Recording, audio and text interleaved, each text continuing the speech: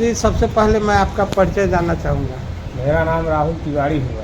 घर? मेरा घर नंदलालपुर हुआ, post Vaishali, sorry post Nandlalpur, थाना जिला वैशाली हुआ। आप पहले माँ का कितना दिन और कहाँ कहाँ इलाज कराया, शॉर्ट में बताएंगे, कितने जगह कराए? हम आपको लेप्रोसिस में कराए मुजफ्फरपुर, हम्म, करीब करीब 2-2.5 साल। हम्म, उसके बाद पटना कराए हैं हम्म। और उसके बाद आपके यहाँ आए हैं। हरदी में जब आप आए तो आप कितना दिन दवा अभी चलाए? अभी कहाँ 2 फाइल तो खिलावे किए हैं। 2 फाइल खिलाए हैं, आपको रिजल्ट समझ में आया? आपका शुरू का भी हम फोटो रखे हुए हैं, आज का भी आप फोटो लेके आए हैं, हालांकि पेशेंट को लेके नहीं आए हैं, ये गलत। नहीं, चलिए कोई बात नहीं है। आप दवा कौन सा यूज किए हैं?